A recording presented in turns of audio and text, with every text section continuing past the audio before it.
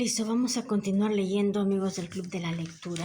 Estamos leyendo comentarios reales del Inca Garcilaso de la Beca. Estamos en el capítulo 13. Está muy intenso, está muy intenso. Dice, ¿cómo se vestían en aquella antigüedad?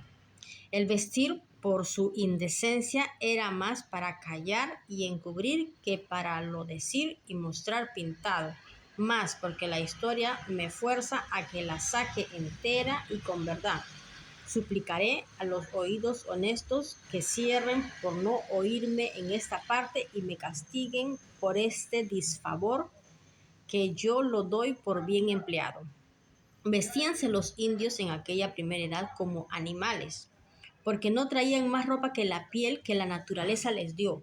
Muchos de ellos, por curiosidad o gala, traían ceñido al cuerpo un hilo grueso, y les parecía que bastaba para vestidura. Y no pasemos adelante, que no es lícito. El año de 1570, viniendo a España, topé en la calle a las de Cartagena 5 indios sin ropa alguna, y no iban todos juntos, sino uno en pos de otro como grullas, con haber tantos años que trataban con españoles. Los animales andaban al mismo traje, en cueros. Las casadas traían un hilo ceñido al cuerpo, el cual traían colgado como delantal un trapillo de algodón. Espérate, que he comido mi pollito. En su vara de encuadro, y donde no sabían y no querían tejer ni hilar. Lo traían de corteza de árboles y de sus hojas, el cual servía de cobertura por la honestidad. Las doncellas traían también por la pretina ceñido un hilo sobre sus carnes, y en lugar de delantal, y en seña de que eran dos doncellas, traían otra cosa diferente. Y porque es razón guardar el respeto que se debe a los oyentes, será bien que callemos lo que aquí había que decir. Baste que este era el traje y vestidos a las tierras calientes, en las tierras calientes, de manera que en la honestidad semejaban a las bestias irracionales, de donde por sola una bestialidad que en el ornato de estas personas usaban, se puede colegir cuán brutales serían en todos los demás los indios de aquella gentilidad antes del imperio de los incas. En las tierras frías andaban más honestamente cubiertos, no por guardar honestidad, sino por la necesidad que el frío les causaba. Cubríanse con pieles de animales y maneras de cobijas que hacían del cáñamo silvestre y de una paja blanca larga y suave que se cría en los campos. Con estas invenciones cubrían sus carnes como mejor podían. En otras naciones hubo alguna más policía que traían mantas mal hechas, mal hiladas y peor tejidas, de lana o de cáñamo silvestre que llaman chaguar. Traían las prendidas al cuello y ceñidas al cuerpo, con las cuales andaban cubiertos bastantemente. Estos trajes se usaban en aquella primera edad, y los que dijimos que usaban en las tierras calientes, que era andar en cueros, digo que los españoles lo hallaron en muy anchas provincias que los reyes incas aún no habían conquistado, y hoy se usan en muchas tierras ya conquistadas por los españoles, donde los indios son tan brutos que no quieren vestirse sino lo que tratan muy familiarmente con los españoles dentro de sus casas, y se visten más por importunidad de ellos que por gusto y honestidad propia. Y tanto lo rehúsan las mujeres como los hombres, a los cuales, motejándolas de malas hilanderas y de muy deshonestas, les preguntan a los españoles si por no vestirse no querían hilar, o si por no hilar no querían vestirse.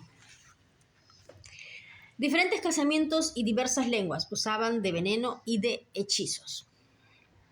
En las demás costumbres, como el cazar o el juntarse, no fueron mejores los indios de aquella gentilidad que en su vestir y comer, porque muchas naciones se juntaban al coito como bestias, sin conocer mujer propia, sino como acertaba a toparse, y otras se casaban como se les antojaba, sin exceptuar hermanas, hijas ni madres. En otras guardaban las madres y no más. En otras provincias era lícito y aún loable ser las mozas cuán deshonestas y perdidas quisiesen, y las más disolutas traían cierto su casamiento que el haberlo sido se tenían entre ellos por mayor calidad. A lo menos las mozas de aquella suerte eran tenidas por hacendosas y de las honestas decían que por flojas no las habían querido nadie. En otras provincias usaban lo contrario, que las madres guardaban las hijas con gran recato y cuando concertaban de las casar las sacaban en público y en presencia de los parientes que se habían hallado al otorgo y con sus propias manos las defloraban mostrando a todo el testimonio de su buena guarda. En otras provincias corrompían la virgen que se había de casar los parientes más cercanos del novio y sus mayores amigos, y con esa condición concertaban el casamiento si así la recibía después el marido. Pedro de Cieza, capítulo 24, dice lo mismo. Hubo sodomitas en algunas provincias, aunque no muy al descubierto, ni toda la nación en común, sino algunos particulares y en secreto. En algunas partes los tuvieron en sus templos, porque les persuadía el demonio que sus dioses recibían mucho contento con ellos, y haríalo el traidor por quitar el velo de la vergüenza que aquellos gentiles tenían del delito, y porque lo usaran todos en público y en común. También hubo hombres y mujeres que daban ponzoña, así para matar con ella de presto o de espacio como para sacar el juicio y atontarla o atontarla. Los que querían para los afear en los rostros y cuerpos, que los dejaban remendados en blanco y negro, albarazados y tullidos de sus miembros. Qué nervios, qué le echarían, ¿no? Ya. Cada provincia, cada nación y en muchas partes cada pueblo tenían su lengua por sí diferente de los vecinos. Los que se entendían en un lenguaje se tenían por parientes y así eran amigos y confederados. Los que no se entendían por la variedad de las lenguas se tenían por enemigos y contrarios y se hacían cruel guerra hasta comerse unos a otros como si fueran brutos de diversas especies. Hubo también hechiceros y hechiceras, y este oficio más ordinario lo usaban las indias que los indios. Muchos lo ejercitaban solamente para entrar con el demonio en particular, para ganar reputación con la gente, dando y tomando respuestas de las cosas por venir, haciéndose grandes sacerdotes y sacerdotisas. Pero voy a ver a mi pitbull un minuto, ¿ya? Otras mujeres lo usaron para hechizar más a hombres que a mujeres, o por envidiosa o por una malquerencia, y hacían con los hechizos los mismos efectos que con el veneno. Y esto baste para lo que por ahora se puede decir de los indios de aquella edad primera y gentilidad antigua, remitiéndome en lo que no se ha dicho tan cumplidamente como ello fue a lo que cada uno quisiese imaginar y añadir las cosas dichas que por mucho que alargue su imaginación no llegarán a imaginar cuán grandes fueron las torpezas de aquella gentilidad. En fin, como de gente que no tuvo otra guía ni maestro sino al demonio, y así unos fueron en su vida costumbres, dioses y sacrificios, barbarismos, fuera de todo encarecimiento.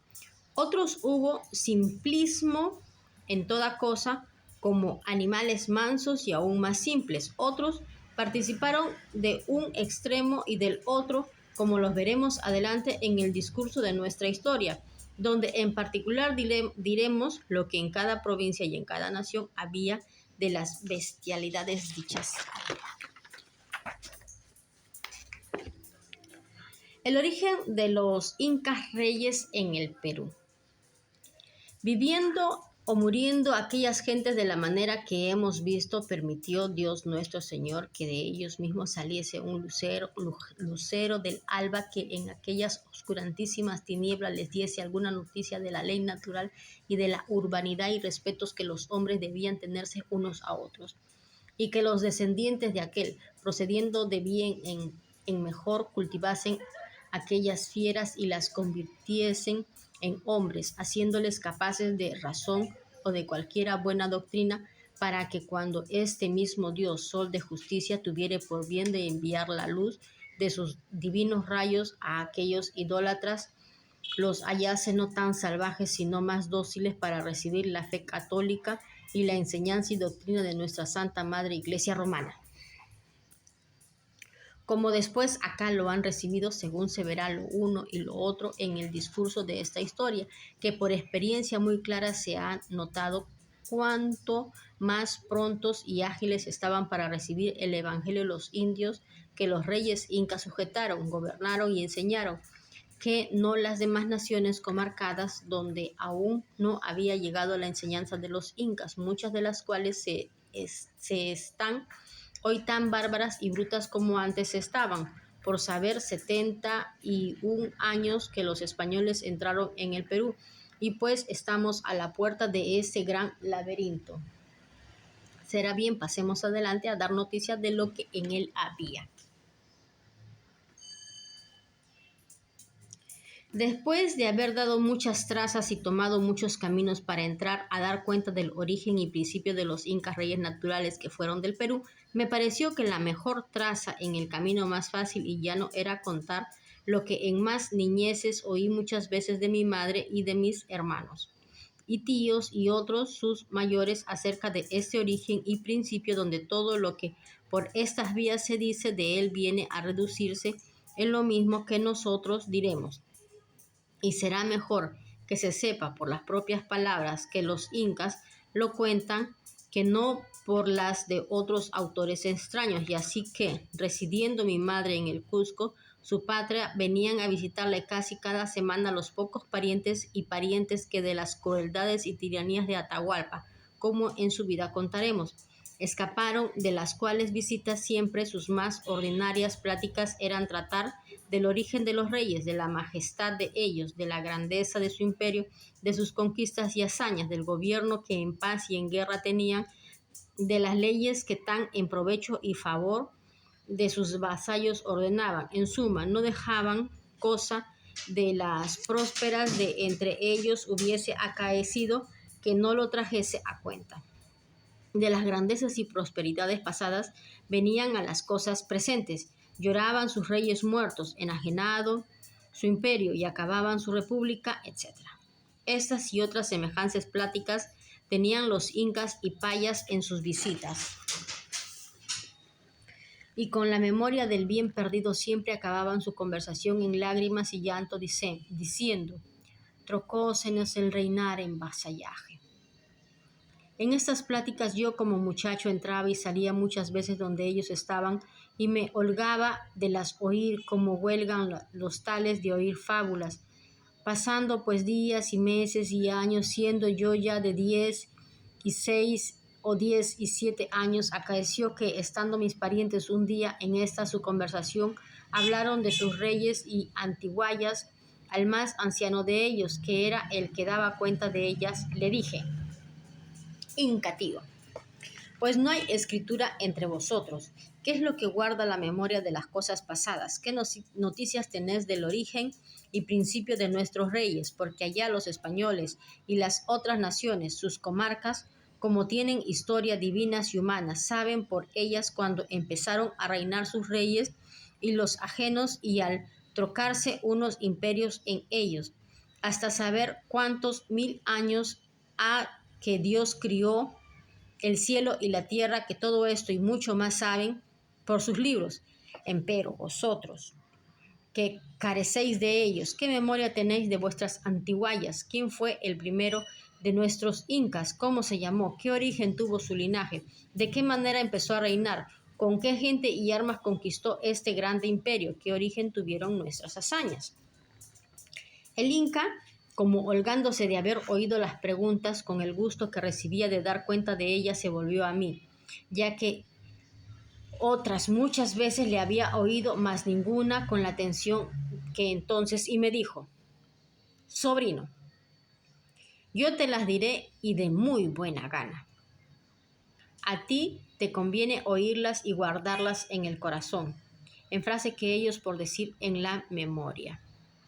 Sabrás que en los siglos antiguos toda esta región de tierra que ves eran unos grandes montes y breñales, y las gentes en aquellos tiempos vivían como fieras y animales brutos, sin religión ni policía, sin pueblo ni casa, sin cultivar ni sembrar la tierra, sin vestir ni cubrir sus carnes, porque no sabían labrar algodón ni lana para hacer de vestir. Vivían de dos en dos y de tres en tres, como acertaban a juntarse en las cuevas y resquicios de peñas y cavernas de la tierra. Comían como bestias, hierbas del campo y raíces de árboles y la fruta inculta que ellos daban de suyo y carne humana. Cubrían sus carnes con hojas y cortezas de árboles y pieles de animales.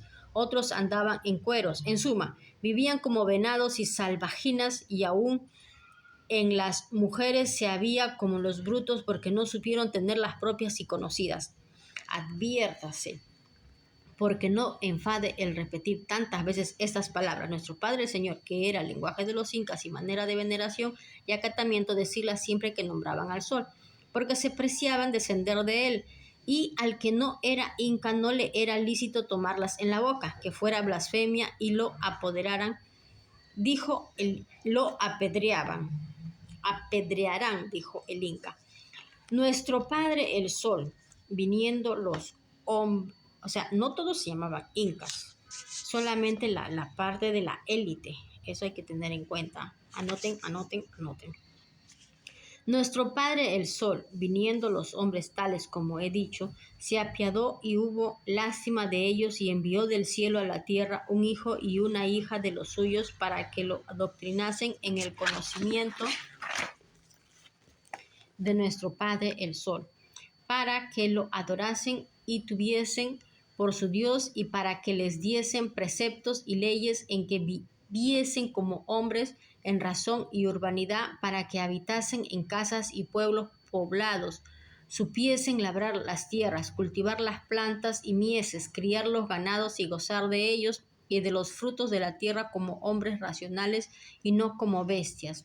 Con esa orden y mandato puso nuestro Padre el Sol estos dos hijos suyos en la laguna Titicaca, que está 80 leguas de aquí, y les dijo que fuesen por doquisiesen y doquiera que parasen a comer y a dormir, procurasen hincar en el suelo una varilla de oro de media vara de largo y 2 dedos de grueso, que les dio una señal y muestra, que donde aquella barra se les hundiese con solo un golpe, que con ella diesen tierra, allí querría el Sol, nuestro Padre, que parasen e hiciesen su asiento y corte.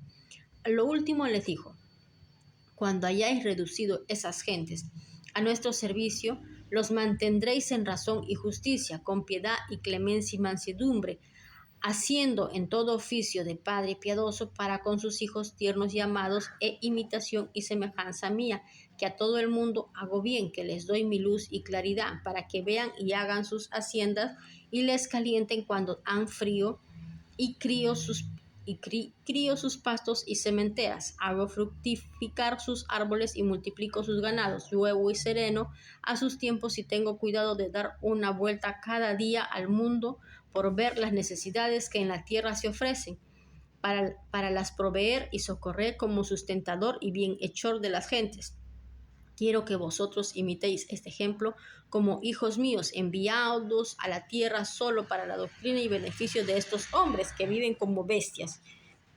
Y desde luego os constituyo y nombro como reyes y señores de todas las gentes que aquí doctrinaréis con vuestras buenas razones y obras y gobierno. Habiendo declarado su voluntad nuestro Padre el Sol, a sus dos hijos los despidió de sí. Ellos salieron de Titicaca y caminaron el septentrión, y por todo el camino doquiera que paraba tentaban hincar la barra de oro, y nunca se les hundió. Así entraron en una venta y dormitorio pequeño, que está 7 u 8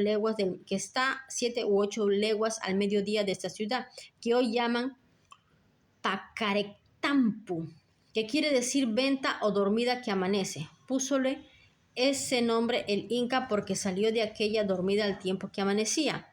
Es uno de los pueblos que este príncipe mandó poblar después, y sus moradores se jactan hoy grandemente del nombre porque lo impuso nuestro Inca, y de allí llegaron él y su mujer, nuestra reina, a ese valle de Cusco, que entonces todo él estaba hecho montaña brava.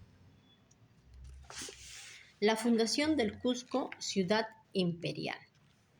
La primera parada que en este valle hicieron, dijo el Inca, fue en el cerro llamado Guanacauri, al mediodía de esta ciudad. Allí procuró hincar en tierra la barra de oro, la cual con mucha facilidad se les hundió al primer golpe que dieron con ella, que no le vieron más. Entonces dijo nuestro Inca a su hermana y mujer: en este valle manda nuestro Padre el Señor que paremos y hagamos nuestro asiento y morada para cumplir su voluntad. Por tanto, reina y hermana, conviene que cada uno por su parte vamos a convocar y atraer esta gente para los adoctrinar y hacer el bien de nuestro Padre el Sol, que nuestro Padre el Sol nos manda. Del cerro Guanacauri salieron nuestros primeros reyes, cada uno por su parte, a convocar las gentes, y por ser aquel lugar el primero de que tenemos noticia que hubiesen hollado con sus pies por haber salido de allí y bien hacer a los hombres. Teníamos hecho en él, como es notorio, un templo para adorar a nuestro Padre el Sol, en memoria de esta merced y beneficio que hizo al mundo. El príncipe fue el septentrión y la princesa al mediodía. A todos los hombres y mujeres que hallaban por aquellos peñales les hablaban y decían cómo su Padre el Sol los había enviado del cielo para que fuesen maestros y bienhechores de los moradores de toda aquella tierra, sacándoles de la vida ferina que tenían y mostrándoles vivir como hombres, y que en cumplimiento de lo que el Sol, su Padre, les había mandado, iban a los convocar y sacar de aquellas montes y malezas y reducirlos a morar en pueblos poblados y darles para comer manjares de hombres y no de bestias. Estas cosas y otras semejantes dijeron nuestros reyes a los primeros salvajes que por estas tierras y montes hallaron, los cuales, viendo a aquellas dos personas vestidas y adornadas con los ornamentos que nuestro Padre el Sol les había dado, hábito muy diferente del que ellos traían. Y las orejas horadadas y tan abiertas como sus descendientes las traemos, y que en sus palabras y rostro mostraban ser hijos del sol, y que venían a los hombres para darle pueblos en que viviesen y mantenimientos que comiesen, maravillados por una parte de lo que veían y por otra aficionados de las promesas que les hacían, les dieron entero crédito de todo lo que les dijeron y los adoraron y reverenciaron como hijos del sol y obedecieron como a reyes, y convocándose los mismos salvajes unos a otros y refiriendo las maravillas que habían visto y oído, se juntaron con gran número hombres y mujeres y salieron con nuestros reyes para los seguir donde ellos quisieran llevarlos. Ay, no me lo creo. Ya seguimos. Nuestros príncipes, viendo la mucha gente que se les allegaba, dieron orden que unos se ocuparan en proveer de su comida campestre para todos, porque la hambre no los volviese a derramar por los montes. Mandó que otros trabajasen en hacer chozas y casas, dando el Inca la traza como las habían de hacer. De esa manera se principió a poblar en nuestra imperial ciudad, dividida en dos medios que llamaron Anan Cusco, que como sabes quiere decir Cusco el Alto, y Urin Cusco, que es Cusco el Bajo. Los que atrajo el rey quiso que poblasen a Anan Cusco, y por eso lo llaman el Alto. Lo que convocó la reina que poblasen el Urin Cusco, y por eso le llamaron el Bajo. Esta división de ciudad no fue para los que de la una mitad se aventajasen de la otra mitad en exenciones y preeminencias, sino que todos fuesen iguales como hermanos, hijos de su padre y de una madre. Solo quiso el Inca que hubiese esta división de pueblo y diferencia de nombre alto y bajo para que quedase perpetua memoria de que los unos había convocado el rey y los otros la reina. Y mandó que entre ellos hubiese solo una diferencia y reconocimiento de superioridad. Las del Cusco Alto fuesen respetados y tenidos como primogénitos, hermanos mayores, y los de abajo fuesen como hijos segundos. En suma, fuesen como el brazo derecho y el izquierdo de cualquier preeminencia de lugar y oficio, por haber sido los del alto atraídos por el varón y los del bajo por la hembra. A semejanza de esto hubo después esta misma división en todos los pueblos grandes y chicos de nuestro imperio, que los dividieron por barrios y por linajes, diciendo Anan Ayu, Urin Ayu, que es el linaje alto y el bajo, Anan Suyu y Urin Suyu, que es el distrito alto y bajo. Juntamente poblando la ciudad, enseñaba nuestro Inca a los indios varones los oficios pertenecientes a varón, como romper y cultivar la tierra y sembrar las mieses, semillas y legumbres que les mostró que eran de comer y provechosas, para lo cual les enseñó a hacer arados y los demás instrumentos necesarios y les dio orden y manera cómo sacasen acequia de los arroyos para correr por este valle del Cusco, hasta enseñarles a hacer el calzado que traemos. Por otra parte, la reina industriaba a las indias en los oficios mujeriles, a hilar y tejer algodón y lana y hacer de vestir para sí y para sus maridos e hijos. Decíales cómo habían de hacer los demás oficios del servicio de casa. En suma, ninguna cosa a las que pertenecen a la vida humana dejaron nuestros príncipes de enseñar a sus primeros vasallos, haciéndose el rey Inca maestro de los varones y la Coya reina maestra de las mujeres. Lo dejamos aquí un rato, luego la seguimos.